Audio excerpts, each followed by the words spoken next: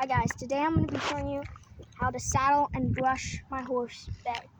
So first off, she's a good girl. She's a little bit high maintenance, she's a little bit jumpy, but she's not wild or anything. She's a good girl, so it's definitely going to be easier to saddle her than if you're going to saddle like a bronco or any other high maintenance horse. But to start off, we're going to get some brushes. I got some right here. I don't know where I put them. I like to start off with these brushes. I never really know what they're called, but they work really well. They get all the dirt off, which is all you need. And you basically just want to brush where the saddle's gonna go, so on her back, and then under her belly, where the girth will go. So, and I'm not gonna put a cinch on her or a breast collar, but if you were, you would have to brush right here too for the cinch. But I'm not going to put a cinch on her.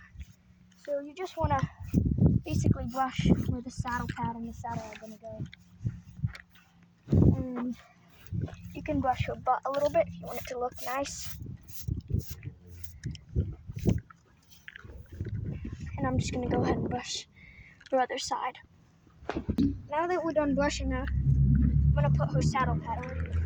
Now this is just a saddle pad I got at, I'm not going to say the name, but it's just a blue. It's pretty standard for trail riding. I've seen it a lot at horse lessons. It's just a pretty standard blanket, but you can get specific ones for specific things, like specifically for roping or specifically for trail riding. But this is a pretty everything pad. So you're just gonna wanna just put it on their back where the edge of it lines up with the middle of their shoulder. So now that that's, you want to make sure they're calm with it. If you want to, you can kind of take it off, re-put it on, just to make sure they're calm with it. But once that's on, and excuse the poor recording, my sister's recording me, so it's bad angles, it's not my fault. Okay, so once you have that, you're going to want to get your Start. And so basically with the saddle that I'm going to be using, it's just a trail saddle. So I'm going to go ahead and get that. So now that you have your saddle pad on, you're going to want to get your saddle. Now this is just a trail saddle. This is not any kind of special roping saddle or anything like that. But you can see how I keep my girth already hooked up and I just lay it over.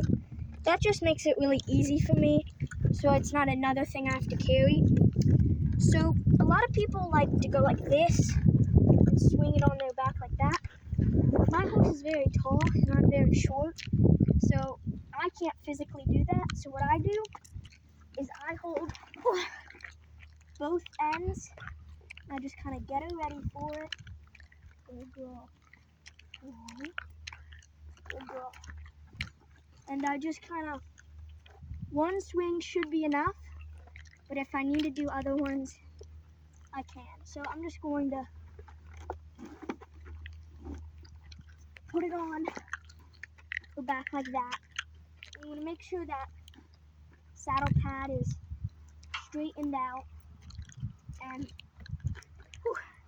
gotta make sure your horse is okay with it. So if you need to, you can always take it off to make sure, but you want to make sure that saddle pad really gets there. She's backing up a little bit because I don't have it all the way straightened out, so it probably feels a little bit weird on her. As you can see, I need to pull it up so it's in the middle, and then just you go to the other side, make sure everything's good.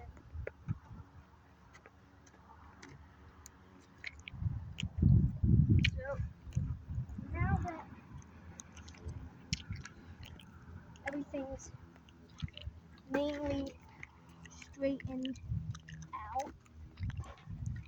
You want to make sure everything fits the horse, and you want to make sure that everything it definitely fits the horse, and you're not putting a saddle on that doesn't fit the horse.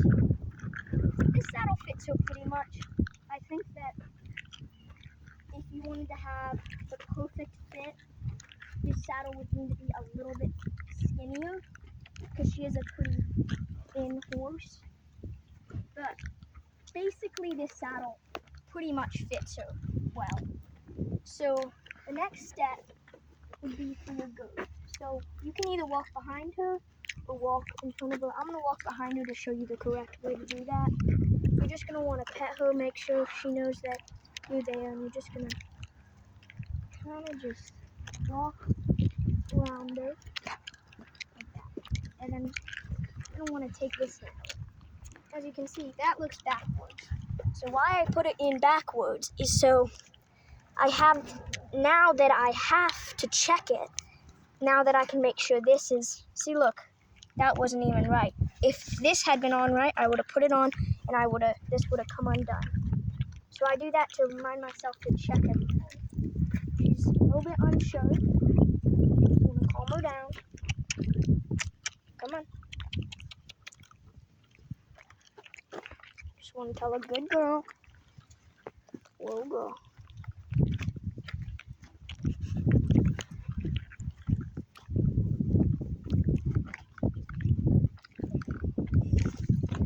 Good girl. Whoa, girl. Whoa, girl.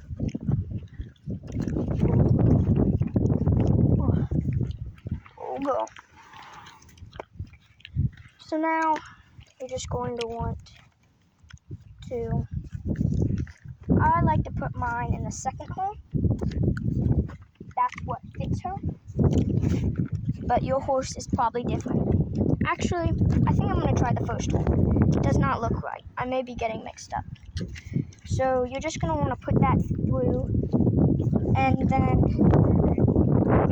then you're just going to reach under her. And, well, you're going to want to take this out. You're going to want to put it under. Now, there's two ways of doing this, depending on what kind of saddle you have. The first way is to do it under like this, and go back through, and then go back through a third time. Oh.